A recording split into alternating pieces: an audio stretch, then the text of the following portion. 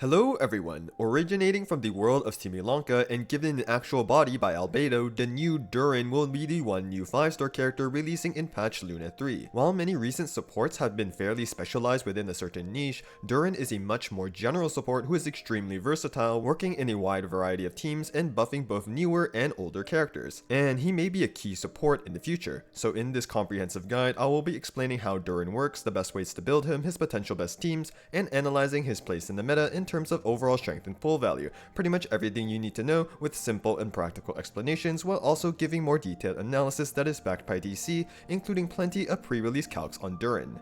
Durin is a 5-star Pyro Sword sub-DPS who ascends with crit damage. Even though we are in the middle of nod-krai, Durin is not a nod-krai character who counts for moon sign, nor does he have a kit that revolves around lunar reactions. Instead, Durin will be a new type of character being introduced in Luna 3 called a Hexerei character. After completing special quests called Witch's Homework, certain characters can become a Hexerei character. In Luna 3, the Hexerei characters will be Durin, Venti, Klee, Albedo, Mona, Razor, Fischl, and Sucrose. More may release in the future. Similar to how having two nod-krai characters on a team will activate the Ascendant Clean Moon sign that buffs nod-krai characters, when you have at least two Hexerei characters on a team, the Hexerei characters will gain specific buffs within their kit, most of which are very significant. For a more in-depth guide and analysis on the buffs being given to the older characters, I highly recommend checking my video focusing on these buffs. But just to quickly summarize the buffs, Venti is getting main DPS capabilities and can also buff another Animo main DPS, Klee's damage is increasing and some of the clunk in her gameplay is being alleviated, Albedo is getting a damage buff and the ability to buff the team, Mona will be able to extend her Omen buff with a little on-fielding, Razor is becoming an actual competent Electro DPS in Chivalrous Overload teams, Fischl is getting buffing capabilities for herself and the on-fielder, and Sucrose is getting a very slight extra team buff. Durin also gets buffs with two Hexerei characters, however, he along with Sucrose can do fine without these buffs enabled. They mainly serve to enable the Hexerei buffs for the other characters. Durin's kit is fairly straightforward with a simple role: buff the team and deal off-field pyro damage. His abilities give him two different ways of performing this task. Using Durin's skill gives him access to two different modes: light mode by pressing the skill again, or dark mode by pressing normal attack. Along with an initial attack that generates 4 particles, entering either mode gives Durin 33 flat energy at talent level 10 and allows him to use one of 2 different elemental bursts, which provide 2 different kinds of off-field pyro application. Using skill burst gives the light mode version of his burst, which deals AoE off-field pyro damage every 1 second and applies pyro every other hit, meaning the light mode burst applies pyro every 2 seconds, same timing as Mavuika, which is good enough for most characters other than a few teams like Risley Mount. With light mode, when the party triggers a pyro related reaction, including applying pyro or danger to a burning target, Durin will give 20% res shred for the corresponding elements involved with the reaction. Note that melt and vaporize are not listed, meaning that Durin cannot shred cryo or hydro resistances. With 2 Hexerei characters on the team, this res shred increases to a total of 35%. Using skill normal attack burst gives the dark mode version of his burst, which deals single target off-field pyro damage every 1.25 seconds and applies pyro every other hit, meaning the dark mode burst applies pyro every 2.5 seconds, same timing as Dea. It has slightly higher multipliers than the light mode burst, and dark mode also increases Durin's own vaporize and melt damage by 40%. With 2 Hexerei characters on the team, this bonus is increased to a total of 70%. Lastly, the first 10 attacks of Durin's off-field pyro damage from his burst, whether light or dark mode, is increased based on his attack with his A4 passive,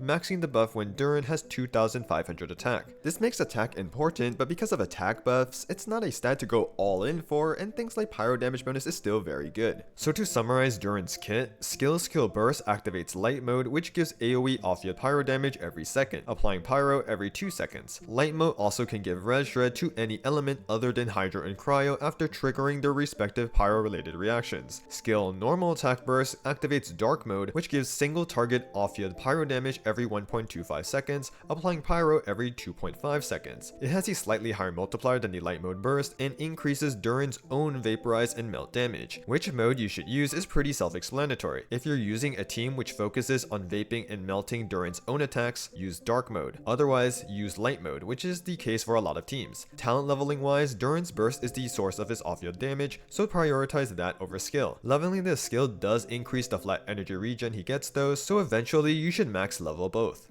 Now let's go over Durin's Constellations. His C1 gives different kinds of quill buffs after using his elemental burst depending on the mode. With light mode burst, C1 gives 20 quill buffs to each of the other characters in the party, buffing their damage instances based on Durin's attack when that character is on the field.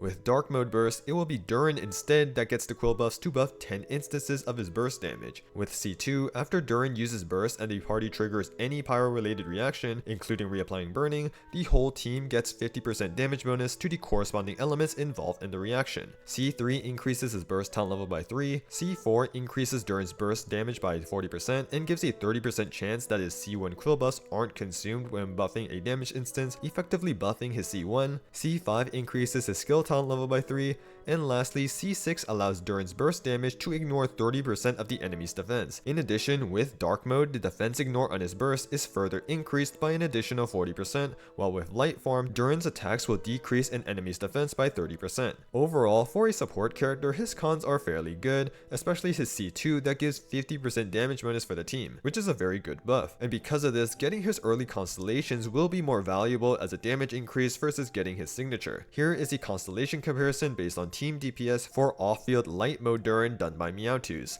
And here are comparisons for off-field dark mode Durin, in which the left is when Durin has no ER requirements and the right is where he has some ER requirements.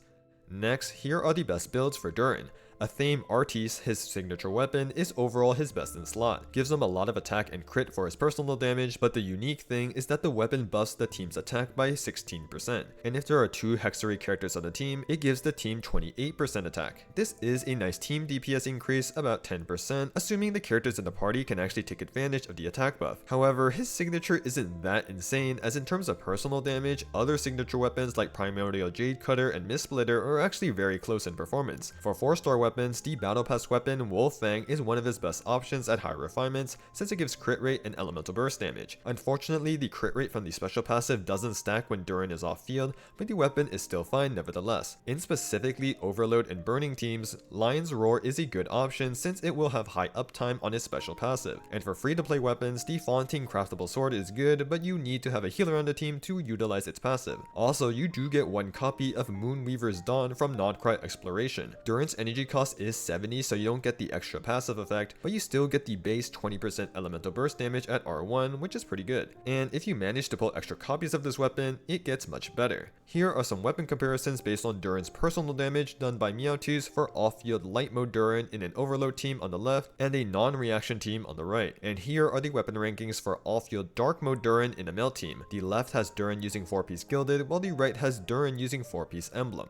Now for artifacts, in Luna 3, Durin doesn't have any specific synergistic set. There are rumors however of a Hexerei related set releasing the patch afterwards, so Durin's actual best artifact set may be yet to come. On his release though, Durin has a lot of options. One good general set is 4-piece Emblem, as Durin's off-field damage comes from his burst, and you'll get extra ER to ensure you have it up. If there isn't a good holder of 4-piece Noblesse on the team, Durin can use it for the team attack buff. If Durin doesn't need any extra ER, 2-piece Noblesse and 2-piece Crimson Witch is good to maximize his personal damage in light mode. 4-piece Gilded is also useful to maximize his off-field damage in dark mode when he's vaping or melting. For a main DPS on-field Durin build, he can use 4-piece Marchese Hunter with Farina or 4-piece Crimson Witch. For main stats, Durin wants Attack Hourglass, Pyro Damage or Attack Goblet, and Crit Circlet. EM Hourglass can be used if he's vaping or melting in dark mode. Pyro Damage Goblet is considered generally better, but it really depends on the team's buffs. More attack buffs and or less damage percent means Pyro Goblet is better. Less attack buffs and or a lot of damage percent already in the team means Attack Goblet is better. C1 Durin also incentivizes Attack Goblet. Substat priority is very standard for an attack scaling damage dealer. For ER requirements, it can vary from no requirements to about 150 depending on the team, but having extra is always appreciated.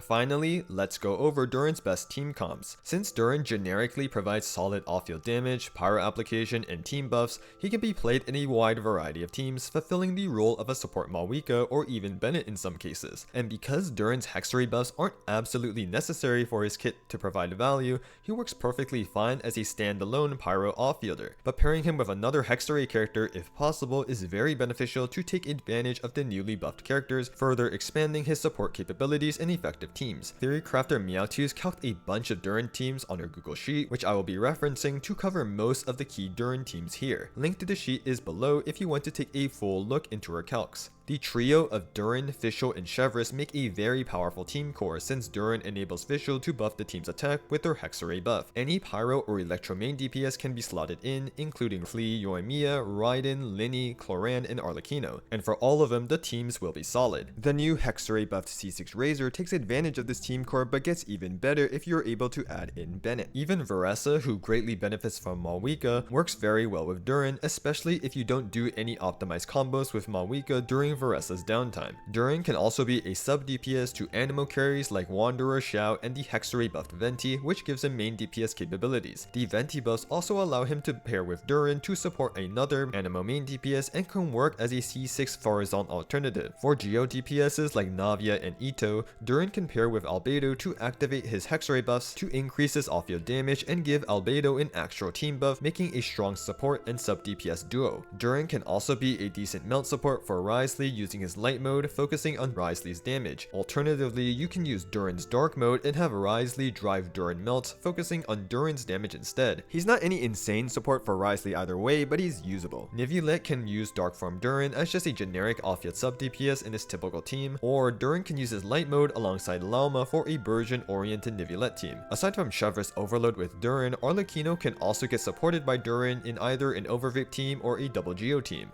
Next, even without Hydro Res Shred, Durin's Pyro application and off-field damage is very useful for Milani, along with enabling the Hexerei buffs for Mona or Albedo to better buff Milani as well. Using Durin for Kaniche over Mavuika will be a slight upgrade and can enable Albedo and Fischl to be solid Emily alternatives. Chaska utilizes Durin well in teams such as an Overvape team with Fischl plus Mona, or using Iansan instead of Mona for more buffs. Hexerei buff Venti can also be slotted in as another support choice buffing Chaska. Durin can also enable an Overvape team for an animal on-fielder like Mizuki or Aoife. Flins can also play with Durin in an Overvape team, either with or without an Aoife, as enabling Hexerei buff Fischl allows her to buff both attack and EM for Flins in this team. Mona, ideally at high Constellations, can also play in Overvape teams as an on-field driver, and can even utilize Yehoda for off-field damage, healing, and elemental application. Lastly, for on-field main DPS Durin, he has two main teams. First, he can stay in a light mode and play in a Chevreuse overload team. Second, he can use dark mode in a Vaporized team with C6 Bennett, utilizing the Pyro infusion from Bennett's burst so that Durin can vape his on-field attacks. Now, while some people are very optimistic about Durin's main DPS vape teams, claiming it makes him the second best Pyro DPS, I am not so optimistic, mainly because based on logs of pre-release footage, Durin can't actually vape many of his burst hits, which is the main source of his damage. Combined with the fact that Durin has no interruption resistance and the Hydro Aura can easily flip so that Durin can't vape, I don't think these teams are as strong as people may think. They're definitely decent teams, just not insane.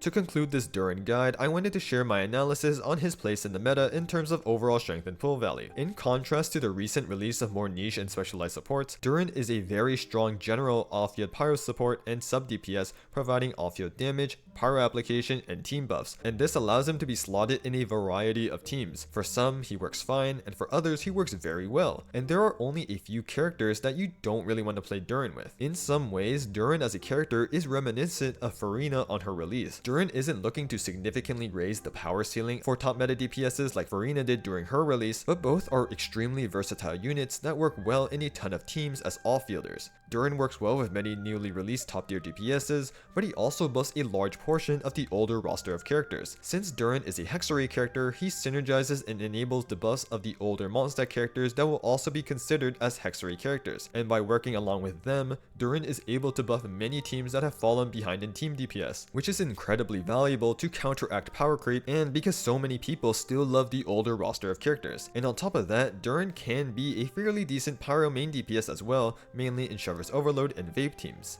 As primarily an off-field Pyro character, Durin fulfills the same role as support Mavuika. So how well does Durin match up to the Pyro Archon as a support? The answer mainly depends on whether you know how to do Mavuika's new optimized combos. In many teams where Mavuika is a support, the main DPS will have downtime on their abilities, allowing Mavuika to on-field for just a short while to squeeze in extra damage. The newest Mavuika combo tech, CDCDC, allows Mavuika to perform her charge attacks and dash attacks in quick succession with fast animation cancelling, cancelling, allowing Mavuika to do a lot more damage than usual in a short amount of time. If you want to learn more about how to perform this tech as well as other optimized Mavuika combos, I highly suggest checking out Butterfur's video covering them in detail. With this newest Mavuika combo tech, Durin performs similarly to support Mavuika and will generally be a Mavuika side grade. However, if you don't utilize this new Mavuika combo tech when playing support Mavuika and just do something like skill burst and swap out, which is probably the case for most players, then in general, Durin will be a slight upgrade over Mavuika as a pyro support and sub-DPS. Considering Mavuika is a really strong character, Durin matching or surpassing her as an off-field pyro option speaks to his strength and potential meta relevance. But even if you already have Mavuika,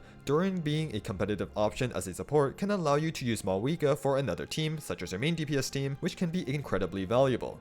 Now there is one valid concern surrounding Durin's future. Genshin loves designing shill content for newly released characters, and Durin's will be the Iktomisaurus boss in Stygian Onslaught and the new Mechanized Fortress boss in Spiral Abyss. But while Durin will definitely be very good for these enemies because of his Pyro app and Res Shred, those attributes can also be fairly easily fulfilled by other existing characters. And while Durin will of course be valuable as another option to fulfill these mechanic checks, the fact that other characters may also have an easy time solving these mechanics that Durin is supposed to be suited for does somewhat diminish his potential value. However, on top of being a solid off-field Mavuika alternative, I am optimistic that Durin will remain valuable in the future nod-krai patches. Aside from the lunar and moon sign theme, it is likely that HOYOverse will expand on the Hex and Zircle theme as well, along with a rumored Hexerei related set releasing in the future. With Varka, Alice, and Nicole all likely being future characters releasing in nod-krai, there is a good chance that all three of them will be considered Hexerei characters, and with Durin counting as a Hexerei character, he could serve as a key support for all three of them, greatly increasing his future relevancy. Of course, this is mainly speculation, so wait till post-release for a better understanding of Durin's future value. So ultimately, Durin is a strong and versatile support that can benefit many teams for many accounts, with a good possibility to become even better in the future. And that's everything I wanted to cover about Durin. I want to give a big thanks to MeowTews for allowing me to reference her calcs in this video. She is an incredibly hardworking theory crafter, doing so many calcs on Durin and the Hexerei buffs throughout the entire beta and updating them all along the way, while also doing some requested calcs from other people. She deserves all the praise and support. Check her out using the links to all her stuff below. Also, thank you to hyperwebster for the Razor Team Calcs reference, yet another great theory crafter. I hope this guide and analysis was helpful to you all in giving you a better understanding of everything related to Durin. Just clicking and watching the video helps the channel out immensely, but if you want to show even more support, consider liking or sharing the video, or click the subscribe button for more Genshin guide and analysis videos in the future. Leave any questions in the comments, and for all of you planning on wishing, I wish you all the best of luck on your Durin pulls.